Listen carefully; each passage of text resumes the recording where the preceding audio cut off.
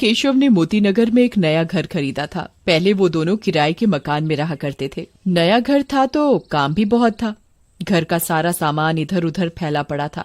उनके पास एक कुत्ता भी था जिसका नाम शेरू था। केशव, वहाँ से यहाँ सामान शिफ्ट करने में बहुत हालत खराब हो गई। मैं बहुत थक गई हूँ। किसी नौकरानी का बंदोबस्त करो ना। सुलेखा, हम यहाँ अभी अभी नए आए हैं, इतनी जल्दी नौकरानी मिलना मुश्किल है।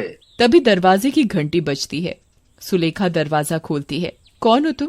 वो औरत काम वाली होती है, शांति। मेम साहिब, मैं नौकरानी है, शांति। हैं? नौकरानी? इतनी जल्दी? केशव, जल्दी इधर आओ। अभी हम नौकरानी की बात कर रहे थे और देखो ना, नौकरानी आ भी गई। अरे सुलेखा, अभी तो हम यहाँ नए नए आए हैं, इसे कैसे पता कि हमें नौकरानी की जरूरत है? तुम ज्यादा मत सोचो, बस मुझे नौकरानी मिल गई और क्या। मैंने आप लोगों को यहाँ आते देखा। नए नए आए हैं तो नौकरानी की जरूरत तो होगी। मैं इसी सोसाइटी में काम करने आती हूँ। अच्छा ठीक है, तुम आज से ही काम शुरू कर दो। आज से क्या, अभी से। ठीक है। शांति को देखकर कुत्ता भौंकने लगता है, पर कुत्ते पर कोई ध्यान नहीं देता कि क्यों भौंक रहा है। सुलेखा आराम से सोफे पर बैठ जाती है। केशव ऑफिस चला जाता है और शांति काम में लग जाती है। सुलेखा को ये पता नहीं था कि वो नौकरानी नहीं, एक चुड़ैल है। दिन में वो नौकरानी बनकर रहती और रात को चुड़ैल का रूप ले लेती। मालकिन, मेरा कोई रहने का ठिकाना नहीं है। मैं बहुत गरीब हूँ। क्या मैं यहीं रह सकती हूँ आपके घर में? ठीक है, रह तो सकती हो, पर यहाँ ज्यादा जगह तो है नहीं, तो तुम स्टोर रूम में रह सकती हो। बस, मुझे और क्या चाहिए, मेरा काम तो हो गया। सुलेखा को शांति कुछ अजीब सी लगती है, पर वो इतना ध्यान नहीं देती और अलमारी में कपड़े रखने लगती है। और शांति रसोई घर में काम कर रही होती है। शाम को केशव भी ऑफिस से घर आ जाता है। दोनों खाना खाकर सो जाते हैं। सुलेखा और केशव सो रहे होते हैं तो सुलेखा को कुछ आवाजें सी आती हैं, तो वो उठ जाती है। ये अजीब सी आवाजें कहाँ से आ रही हैं? उठकर देखती हूँ कौन है। कोई नहीं होता। आवाजें भी बंद हो जाती हैं, पर कुत्ता अभी भी भौंक रहा होता है। इस शेरू को क्या हो गया है? जब से यहाँ आए हैं बहुत भौंक रहा है, पर जो आवाज मैंने सुनी कहीं से तो आ रही थी। चलो छोड़ो, नौकरानी होगी। फिर सुलेखा वापस अपने कमरे में जाकर सो जाती है। फिर तभी वो खटखट की आवाज जोर जोर से आने लगती है। अरे हद हो गई, ये काम वाली भी ना पता नहीं इतनी रात को क्या कर रही है। सुलेखा काम वाली के कमरे में जाती है। कमरे का दरवाजा हल्का सा खुला होता है, तो वो उसमें से झांक कर देखती है। वो काम वाली को देखकर बहुत डर जाती है। वो देखती है कि कामवाली ने एक चुड़ैल का रूप ले लिया है और वो चूहा पकड़कर खा रही है। सुलेखा केशव को उठाने जाती है। केशव उठो, वो नौकरानी। क्या हुआ नौकरानी को? सोने दो ना, अब इतनी रात में भी क्या नौकरानी से काम कराओगी? अरे नहीं ना, तुम सुनो तो, वो नौकरानी अपने कमरे में चूहा खा रही है। सुलेखा, तुमने कोई बुरा सपना देखा होगा। सो जाओ और मुझे भी सोने दो, सुबह ऑफिस भी जाना है। क्या पता मैंने जो देखा वो मेरा वहम हो। फिर सुलेखा सो जाती है। सुलेखा सुबह उठती है तो शांति रसोई में बर्तन धो रही होती है और शांति का चेहरा भी नहीं दिख रहा होता। शांति, केशव और मुझे किसी काम से बाहर जाना है अभी, तुम जल्दी जल्दी काम खत्म कर लो। शांति डरावनी सी आवाज में बोलती है। ठीक है मेम साहब। इस शांति को क्या हो गया? अभी तक तो इसकी आवाज ठीक ठाक थी, अब इतनी बदल कैसे गई? सुलेखा और केशव दोनों बाहर चले जाते हैं। जब शाम को घर लौटते हैं तो देखते हैं कि घर का दरवाजा खुला है और शांति रसोई में उनके कुत्ते शेरू को खा रही है। ये सब देखकर सुलेखा केशव को बुलाती है। केशव, वो अब क्या हो गया? अभी तो तुम ठीक थी, अभी घर में आते ही क्या हो गया? वो शांति हमारे कुत्ते शेरू को मारकर खा रही है। केशव अंदर जाकर देखता है तो शांति रसोई में पोछा लगा रही होती है। सुलेखा, तुम्हारा दिमाग खराब हो गया है।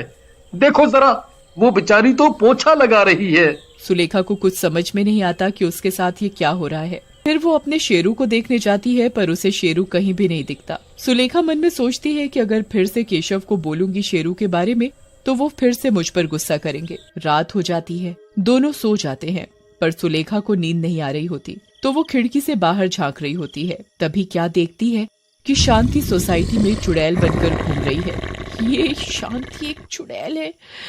जो हमारे घर में कब से रह रही है, इसने मेरे शेरू को भी मार के खा लिया। सुलेखा पूरी रात नहीं सो पाती। सुबह होते ही केशव को सब बता देती है। बस बहुत हो गया, तुम सच में पागल हो गई हो। जाकर किसी अच्छे से डॉक्टर से इलाज कराओ अपना। शांति रसोई में काम कर रही है, वो कोई चुड़ैल बुड़ैल नहीं है। केशव फिर ऑफिस चला जाता है। ये मेरे साथ क्या हो रहा है? केशव को तो कुछ नहीं दिखता। मुझे वो शांति बार बार चुड़ैल दिखाई देती है। मुझे इस शांति पर नजर रखनी पड़ेगी। अगले दिन शांति रसोई में काम कर रही होती है तो सुलेखा केशव के लिए नाश्ता बना रही होती है और शांति पर चुपचाप नजर भी रखती है। तभी देखती है कि अरे चीनी तो खत्म है, अब केशव के लिए चाय कैसे बनाऊं? हाँ, पड़ोसी कब काम आएंगे, पड़ोसियों से थोड़ी चीनी ले आती हूँ। सुलेखा चीनी लेने पड़ोसी के घर जाती है और घंटी बजाती है। पड़ोसन दरवाजा खोलती है। हेलो, मैं आपकी पड़ोसन हूँ। मेरा नाम सुलेखा है और हम यहाँ अभी कुछ दिन पहले ही आए हैं। अच्छा, अंदर आइए ना। अच्छा, आपने बोला कि आप कुछ दिन पहले ही यहाँ आए हैं। कौन से घर में आए हैं? वो 2 घर छोड़कर जो घर है ना, वो ही। इतना सुनते ही पड़ोसन चौंक जाती है। वो घर? क्या हुआ? आप इतनी घबराई हुई क्यों लग रही हैं? आपको पता नहीं कि वो घर तो सालों से बंद पड़ा था। उस घर में एक चुड़ैल है, वो भी एक नौकरानी चुड़ैल। क्या? कौन नौकरानी? बताओ ना सब। जो घर आपने खरीदा है वो घर 10 सालों से बंद पड़ा है। आप लोगों के आने से पहले जो लोग इस घर में रहते थे, उस घर में एक नौकरानी थी। उस नौकरानी की जो मालकिन थी, उस पर वो बहुत अत्याचार करती थी। उससे बेहिसाब काम करवाती थी। उसे बात पर मारती थी बहुत। खाने को भी नहीं देती थी ढंग से। बचा खुचा खाना उसे देती थी। गरीब थी वो बेचारी।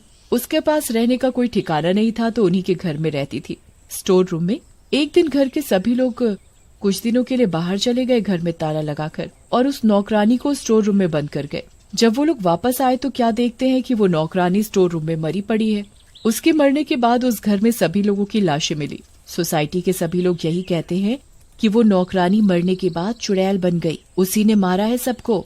उसे यहाँ सोसाइटी में देखा भी गया है कई बार रात को। सुलेखा ये सब सुनकर बहुत डर जाती है। आप ये सब क्या बोल रही हो? अच्छा, आपने उस नौकरानी का नाम क्या बताया? उसका नाम शांति। इस नाम की नौकरानी तो मेरे घर काम करती है। मुझे अभी घर जाना चाहिए। सुलेखा जल्दी जल्दी घर पहुँचती है तो क्या देखती है कि नौकरानी चुड़ैल के रूप में है और उसने केशव की गर्दन पकड़ रखी है। केशव, शांति केशव को छोड़ दो। उन्होंने तुम्हारा क्या बिगाड़ा है जो उन्हें तुमने ऐसे पकड़ा है? मैं मार दूंगी, मैं सबको मार दूंगी। शांति, हमने तुम्हें अपने घर में आसरा दिया और तुम हमें ही चोट पहुंचा रही हो। तुम्हारा घर नहीं, ये मेरा घर है। इस घर में कोई भी आएगा मैं उसे मार दूंगी। तभी चुड़ैल केशव को सामने दीवार पर फेंक देती है। केशव दीवार से टकराकर बेहोश हो जाता है और नीचे जमीन पर गिर जाता है। केशव, ये तुम्हें क्या हो गया? उठो केशव, उठो। अब मैं तुम्हें भी मार दूंगी। तुम लोगों से काम धंधा तो होता नहीं और नौकरानी रख लेते हो, फिर उन पर अत्याचार करते हो। चुड़ैल सुलेखा के बाल पकड़ लेती है। तभी पड़ोसन आ जाती है एक तांत्रिक बाबा को लेकर। सुलेखा, तुम चिंता मत करो, देखो मैं किसे लाई हूँ। ये तांत्रिक बाबा है। चुड़ैल, छोड़ दे लड़की को। तुझे पता नहीं कि मैं कौन हूँ? और तुझे भी नहीं पता कि मैं कौन हूँ? मेरे आगे तो कुछ नहीं है। चुड़ैल सुलेखा को हवा में ऊपर फेंकती है। तभी तांत्रिक बाबा कुछ मंत्र पढ़ते हैं और सुलेखा को गिरने से बचा लेते हैं। तू नहीं मानेगी ना, तो देख अब मैं क्या करता हूँ। तांत्रिक बाबा अपने जादू से चुड़ैल को मारने की कोशिश करता है, पर चुड़ैल पर किसी भी तंत्र मंत्र का असर नहीं होता। इस तांत्रिक को ये पड़ोसन ही लाई थी ना, अब तू भी नहीं बचेगी। चुड़ैल पड़ोसन के पास जाती है उसे मारने के लिए। तभी बीच में सुलेखा आ जाती है। शांति, अगर मुझसे कोई गलती हुई हो या मैंने कभी भी तुम पर कोई अत्याचार किया हो तो तुम मुझे अभी मार दो, पर किसी को कोई चोट मत पहुंचाओ। मैंने तुम्हें अपने घर में आसरा दिया, तुम पर भरोसा किया। अगर कभी भी गलत कुछ बोला हो तो अभी मार दो मुझे। सुलेखा की बातें सुनकर चुड़ैल शांत हो जाती है और बोलती है, तुम बहुत अच्छी हो मेम साहिब। हर कोई उनकी तरह नहीं होता जो लोग पहले इस घर में रहा करते थे। इतना कहकर चुड़ैल वहाँ से गायब हो जाती है। केशव को भी होश आ जाता है। सुलेखा, मुझे माफ कर दो। तुमने मुझे कितनी बार बताने की कोशिश की, पर मैंने कभी भी तुम पर विश्वास नहीं किया। मुझे माफ कर